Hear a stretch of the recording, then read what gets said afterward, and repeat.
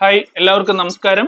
കേരളത്തിലെ plus one സ്ട്രീമുകൾ ഏതൊക്കെ എന്ന ടോപ്പിക്കിന്റെ മൂന്നാം ഭാഗത്തിലേക്ക് നിങ്ങൾക്ക് ഏവർക്കും സ്വാഗതം. പ്ലസ് വൺ അഡ്മിഷന് വേണ്ടി നമ്മൾ ഉപയോഗിക്കുന്ന വെബ്സൈറ്റ് എന്ന് പറയുന്നത് hscap.kerala.government.in എന്ന് പറഞ്ഞൊരു വെബ്സൈറ്റിലാണ് നമ്മൾ പ്ലസ് വൺ അഡ്മിഷന് വേണ്ടി ഉപയോഗിക്കുന്നത്.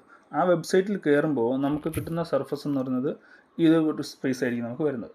അപ്പോൾ ഇവിടെ നമ്മൾ കോഴ്സ് ലിസ്റ്റ്, പ്രധാനപ്പെട്ട കോഴ്സ് ലിസ്റ്റുകൾ ഏതൊക്കെയാണെന്ന് നോക്കുമ്പോൾ ഏകദേശം 46 കോഴ്സ് നമുക്ക് കേരള ഗവൺമെൻറ്റിൻ്റെ കീഴിൽ വരുന്നുണ്ട്. അപ്പോൾ ഞാൻ കഴിഞ്ഞ വീഡിയോയിൽ പറഞ്ഞ നമ്മുടെ സയൻസിൽ ഫിസിക്സ്, കെമിസ്ട്രി, മാത്സ് അതിൻ്റെ അകത്ത് ഉൾപ്പെടുന്ന കുറേ അധികം കോഴ്സുകളുണ്ട്. അത് കൂടാതെ നമുക്ക് ഫിസിക്സ്, കെമിസ്ട്രി, മാത്സ് ഇല്ലാതെ, അതായത് ഫിസിക്സ്, കെമിസ്ട്രി മാത്രം പഠിച്ചിട്ട് ഒപ്പം മറ്റ് 2 സബ്ജക്റ്റുകൾ പഠിക്കാൻ പറ്റുന്ന അവസരവും ഉണ്ട്. അതായത് നമ്മുടെ 8, 9, 10 കോഴ്സുകൾ എന്ന് പറയുന്നത് അവിടെ നമുക്ക് മാത്സ് ആവശ്യമില്ല. അപ്പോൾ ഒരു കുട്ടിക്ക് മാത്സ് താല്പര്യമില്ലാത്തൊരു കുട്ടിക്കാണെങ്കിലും സയൻസ് പഠിക്കാൻ അവസരം നമുക്ക് കേരള ഗവൺമെൻറ് കീഴിൽ വരുന്നുണ്ട്. ഓക്കെ, അപ്പോൾ ഇതൊക്കെയാണ് എൻ്റെ അകത്ത് വരുന്ന കോഴ്സുകൾ എന്ന് പറയുന്നത്. സയൻസിൻ്റെ അകത്ത് ഫിസിക്സ്, കെമിസ്ട്രി, മാത്സ്, പിന്നെ ബയോളജി ഉണ്ട്, ഇലക്ട്രോണിക്സ് ഉണ്ട്, ഹോം സയൻസ് ഉണ്ട്, ജിയോളജി ഉണ്ട്, കമ്പ്യൂട്ടർ സയൻസ് ഉണ്ട്, ഇലക്ട്രോണിക്സ് ഉണ്ട്, സ്റ്റാറ്റിസ്റ്റിക്സ് ഉണ്ട്.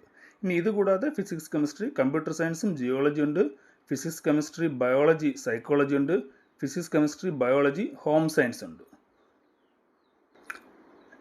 ഇനി കൊമേഴ്സ് നോക്കുകയാണെങ്കിൽ അതിൻ്റെ അകത്ത് 4 ഓപ്ഷൻസാണ് നമുക്ക് വരുന്നത്. അതിൻ്റെ അകത്ത് ബിസിനസ് സ്റ്റഡീസ്, അക്കൗണ്ടൻസി, എക്കണോമിക്സ്, ഇത് 4 ഓപ്ഷനിൽ നമ്മൾ മസ്റ്റായിട്ട് പഠിക്കണം.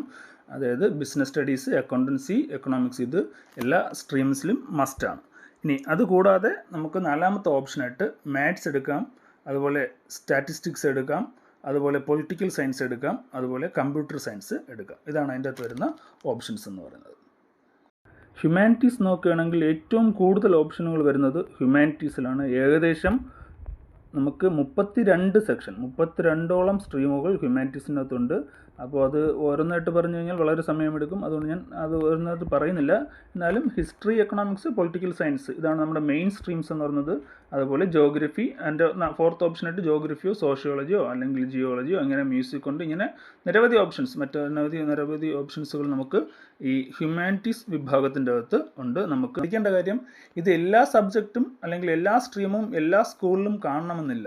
ഓരോ സ്കൂളിലും വ്യത്യസ്തമായിരിക്കും. ഓരോ സ്കൂളിലും ചിലപ്പോൾ 2, 3 സ്ട്രീമുകളായിരിക്കും ഉണ്ടാവുക. അപ്പോൾ സയൻസിൽ ചിലപ്പോൾ ഒരു സ്ട്രീമും, ഹ്യൂമാനിറ്റീസിൽ ഒരു സ്ട്രീമോ 1, 2 സ്ട്രീമോ, അല്ലെങ്കിൽ നമ്മുടെ കൊമേഴ്സിൽ 1, 2 സ്ട്രീമോ, ഇങ്ങനെ ആയിരിക്കും ഓരോ സ്കൂളിലും ഉണ്ടാവുക. അത് കൃത്യമായിട്ട് നമ്മൾ ആദ്യം മനസ്സിലാക്കണം. ഓരോ സ്കൂളിലും ഏതൊക്കെയാണ് സ്ട്രീമുകൾ ഉള്ളതെന്ന് നമുക്ക് ആ വെബ്സൈറ്റിൻ്റെ അകത്ത് തന്നെ മനസ്സിലാക്കാൻ പറ്റും. സ്കൂൾ ലിസ്റ്റ് എടുത്ത് നോക്കുമ്പോൾ അതിൻ്റെ അകത്ത് നമുക്കറിയാൻ പറ്റും. അത് മനസ്സിലാക്കിയ ശേഷമാണ് നമ്മൾ എന്ത് ചെയ്യേണ്ടത്, അഡ്മിഷൻസ് എടുക്കേണ്ടത്. ഇനി മറ്റൊരു കാര്യം, ഇതെല്ലാം കേരള ഗവൺമെൻറ്റിൻ്റെ കീഴിൽ വരുന്ന സ്കൂളുകളാണ്. ഇനി CBSEക്കകത്ത് വരുമ്പോൾ അത് വ്യത്യസ്തമാണ്. CBSEക്കകത്ത് ഓപ്ഷൻസുകൾ തിരഞ്ഞെടുക്കുന്നതായാലും അവിടുത്തെ സ്ട്രീമുകളായാലും അതൊക്കെ വളരെ വ്യത്യസ്തമാണ്. അത് ഓരോ സ്കൂളിലും ഓരോ രീതിയായിരിക്കും. അത് നമ്മൾ ഇവിടുത്തെ ഈ പറഞ്ഞ വീഡിയോക്കകത്ത് അത് ബാധകമല്ല. അത് മറ്റൊരു സബ്ജക്റ്റാണ്, അല്ലെങ്കിൽ മറ്റൊരു ടോപ്പിക്കായിട്ട് നമുക്ക് വേണമെങ്കിൽ പിന്നീട് ഡിസ്കസ് ചെയ്യാവുന്നതാണ്.